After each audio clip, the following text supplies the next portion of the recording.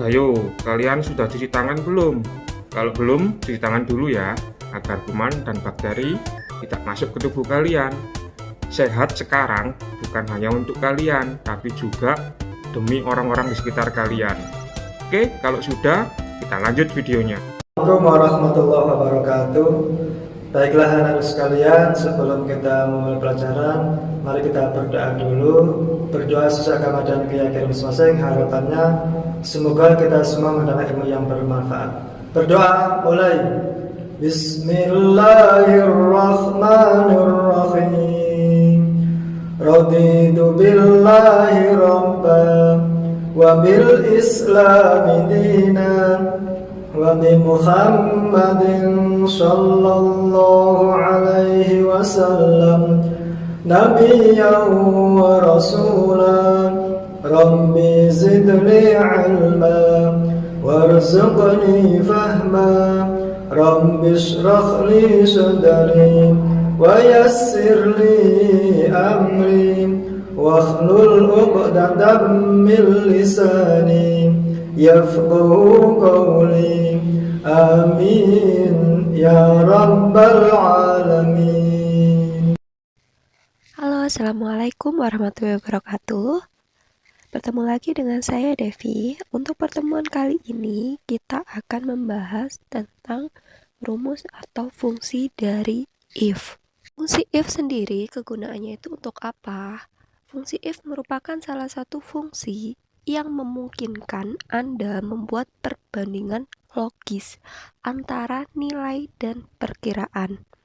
Oleh karena itu, pernyataan if dapat memiliki dua hasil. Hasil pertama, jika perbandingan Anda benar, dan hasil kedua jika perbandingan salah. Jadi, jika kalian memiliki data dengan hasil yang lebih dari satu, contohnya data pilihan, jika anak ini nilainya tinggi, berarti dia kompeten. Atau jika anak ini nilainya rendah, berarti keterangannya dia belum kompeten. Untuk kasus data seperti itu, kalian perlu menggunakan fungsi if. Untuk sintak atau tata cara penulisan dari fungsi if memiliki argumen sebagai berikut. If, kurung buka, logical text, value if true, value if false. Yang penjelasannya kita bisa lihat dari contoh berikut. Di sini kalian bisa lihat tabel ini ada dua kolom, yaitu kolom C dan kolom D. Untuk judul setiap kolomnya, untuk kolom C judulnya aktif, tanda tanya, dan kolom D judulnya kode aktivitas. Yang dicari di sini adalah kode aktivitas untuk kolom C.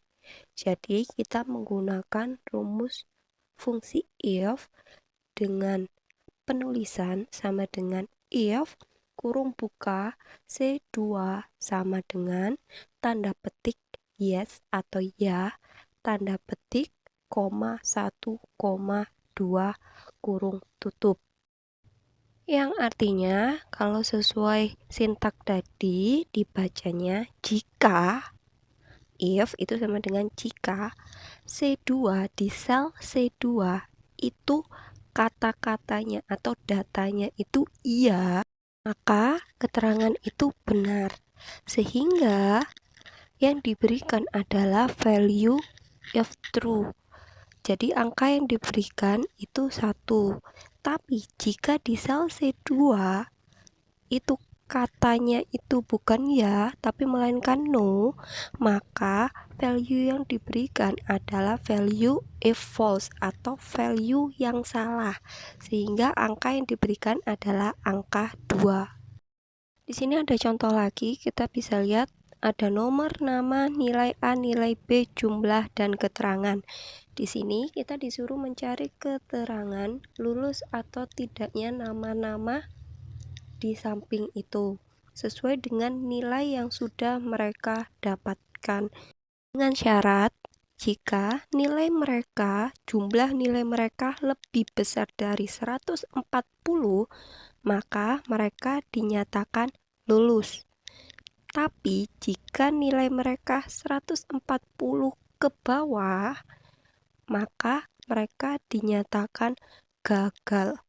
Untuk penulisan rumus atau fungsi if-nya, saya contohkan untuk yang nama 1 itu sama dengan if kurung buka E2. Kita memakai E2 karena yang untuk patokannya adalah jumlah nilainya. Oke, E2 lebih besar 140. Titik koma, tanda petik, lulus, petik, titik koma lagi, tanda petik, gagal, tanda petik, kurung, tutup. Yang artinya, jika E2 itu lebih besar dari 140, maka value if true-nya lulus. Dan jika E2 itu nilainya di bawah 140 atau sama dengan 140, maka value if false-nya adalah gagal. Tanda petik itu digunakan untuk kalimat atau kata. Apa sampai sini sudah paham? Oke, contoh selanjutnya kita lihat di sini ada tabel toko Ayu Lestari. Yang dicari di sini adalah diskon.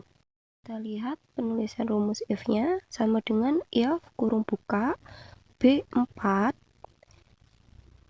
lebih besar 100.000, petik ya, petik, petik tidak, petik kurung tutup. Yang artinya jika B4 itu adalah sel untuk jumlah beli, jadi jika jumlah belinya lebih besar dari 100.000, maka value if true-nya ya. Jika jumlah belinya di bawah 100.000, maka value if false-nya tidak.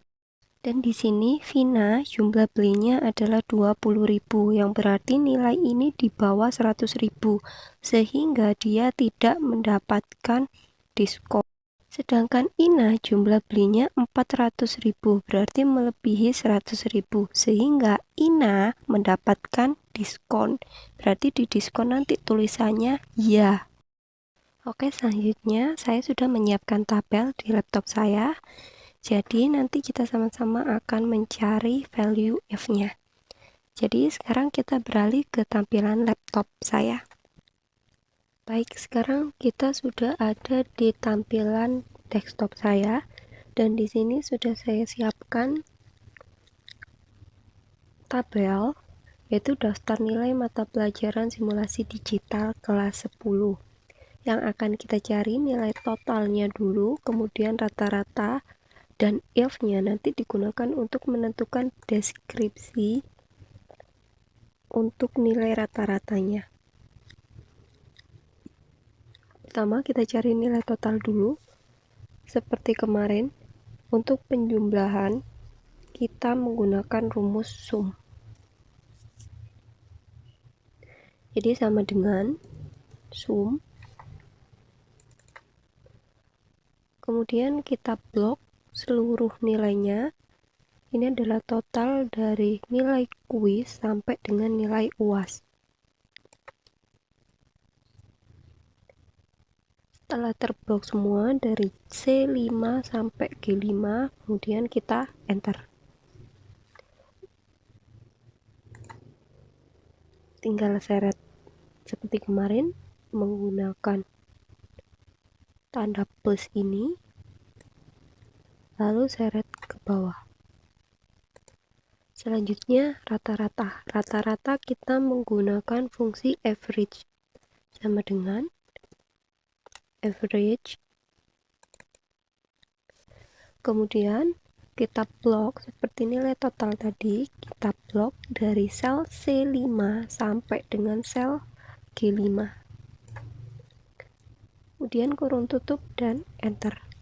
Rata-ratanya adalah 90 untuk Asif Syafaat. Kita copy. Untuk deskripsinya saya membuat kompeten dan belum kompeten.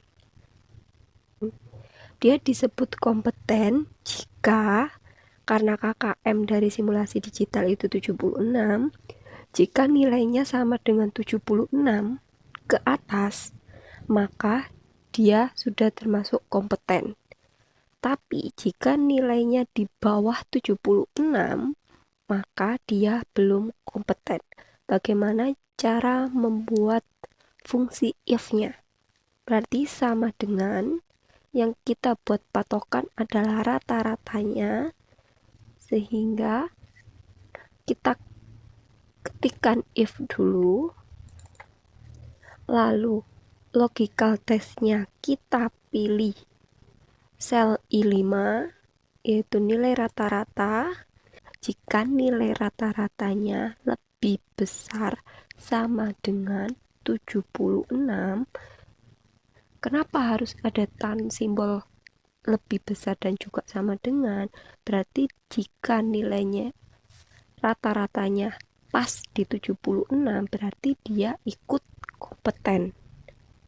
Tapi jika nilainya di bawah 76, meskipun hanya selisih satu angka, berarti dia sudah belum kompeten.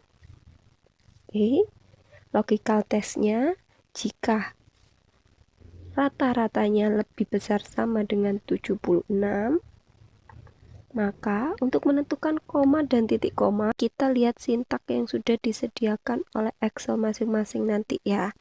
Jika di sini itu simbolnya adalah titik koma, berarti kita menggunakan titik koma. Jika di sini simbolnya adalah koma, berarti kita menggunakan koma. Karena beberapa tipe Excel itu berbeda simbolnya. Oke. Lalu kita gunakan titik koma, value if true-nya berarti kompeten. Tanda petik, karena kompeten itu adalah sebuah kata, sehingga kita menggunakan petik. Lalu titik koma lagi, value if false-nya, nilai yang salah, maaf, petiknya kurang satu, terus titik koma, nilai yang salah nanti jika rata-ratanya di bawah 76, berarti dia belum kompeten. Setelah itu kurung tutup, enter. Karena rata-ratanya 90, berarti dia masuk ke kompeten. Untuk yang di bawahnya saya ketikkan lagi sama dengan if. If sekarang kita menggunakan sel I6 bukan lagi sel I5, karena I5 itu punyanya Asif, sedangkan punyanya Bagus, nilai rata-ratanya ada di sel I6. Rumusnya tetap sama, hanya berbeda sel saja. Jika kalian menghitung nilainya Bagus, berarti kalian menggunakan sel I6. Jika kalian menghitung punyanya Dini, berarti kalian menggunakan sel I7. I6 lebih besar sama dengan 76, maka value if true-nya kompeten, titik koma, value if false-nya belum kompeten, kurung tutup. Dan hasilnya untuk Bagus Saputro, karena nilainya di bawah 76, nilai rata-ratanya hanya 71,8, berarti dia masuk belum kompeten. Ini juga sama dengan if. Jika nilai rata-ratanya Dini di I7 ini lebih besar sama dengan 76, maka dia kompeten. Tapi jika tidak lebih besar sama dengan 76, berarti dia belum kompeten. Karena nilainya 74,6, masih di bawah 76, berarti dia ikut belum kompeten. Sekarang kita masuk ke Nazirin.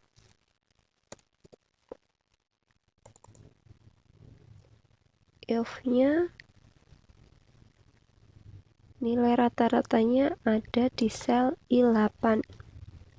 Jika nilai rata-rata Nazirin ini lebih besar sama dengan 76, lebih besar atau sama dengan 76, maka dia kompeten. Tapi jika nilainya tidak lebih besar sama dengan 76, berarti dia belum kompeten. Dan hasilnya dia masuk kompeten karena pas di 76. Jika rumusnya tidak menggunakan sama dengan, maka Nazirin ini akan masuk ke belum kompeten. Berarti disebut kompeten jika apa? Jika nilainya 76,1, berarti sudah di atas 76. Maka dia baru masuk kompeten. Tapi jika kalian menyertakan simbol sama dengan, berarti 76 itu juga dinyatakan kompeten.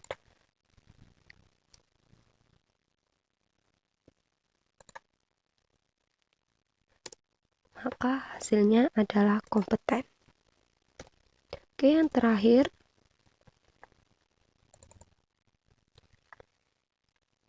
jika rata-ratanya yoga di I9 ini lebih besar sama dengan 76, maka dia kompeten. Tapi jika tidak, dia belum kompeten. Dan hasilnya dia kompeten karena nilainya 90,2, jauh di atas 76. Kenapa deskripsi ini tidak bisa di-copy? Seperti tadi rumusnya bisa, tapi kenapa saya tulis satu-satu agar kalian lebih mengerti tentang if. If ini sering digunakan, banyak digunakan, tapi kadang karena dia ini masuk ke fungsi logika sehingga lebih sulit. Jika yang kemarin kan fungsi statis, jadi tinggal perhitungan dan hasilnya satu. Seperti sum dan average, itu perhitungan yang hasilnya pasti satu. Kalau kalian menghitung, kalian jumlahkan semua, ya hasil yang ada ya jumlah dari semua angka yang kalian jumlahkan. Jika kalian menjumlahkan hanya beberapa saja, yang muncul juga hasil beberapa penjumlahan tadi, sama juga dengan rata-rata. Tapi jika fungsi if, hasilnya sesuai dengan rumus yang kalian berikan. Hasilnya pun berbeda sesuai dengan kondisi. Jika kondisi seperti di sini, jika kondisi nilai rata-ratanya itu di atas 76, maka hasilnya kompeten karena kalian membuat rumusnya itu jika rata-rata lebih besar sama dengan 76. Paham? Oke, sampai sini paham? Semoga bisa kalian pahami, atau mungkin jika belum, kalian bisa buka modulnya, kalian bisa pelajari lagi, atau kalian bisa tanyakan ke saya. Jadi cukup untuk hari ini. Minggu depan kalian sudah ujian, disiapkan segala sesuatunya, materi yang sudah pernah diberikan oleh Bapak Ibu Guru, kalian bisa membukanya lagi, kalian bisa membacanya dan dipelajari. Meskipun tidak pernah bertatap muka, tapi ujian kalian tetap menentukan nilai akhir nanti. Oke, sekian pembelajaran dari saya. Terima kasih untuk hari ini. Saya akhiri. Wassalamualaikum warahmatullahi wabarakatuh. Salam olahraga, salam sehat. Jangan lupa memakai masker setiap kali berkegiatan di luar rumah. Dan gunakan masker untuk menutupi hidung dan mulut kalian. Contohnya seperti ini. Oke guys. Bagaimana dengan pembelajaran hari ini? Sukses selalu, tetap semangat. Jangan lupa jaga kesehatan, pakai masker, selalu cuci tangan, dan jangan lupa jangan keluyuran kemana-mana. Tetap di rumah saja, bantu orang tua. Jangan lupa ibadah.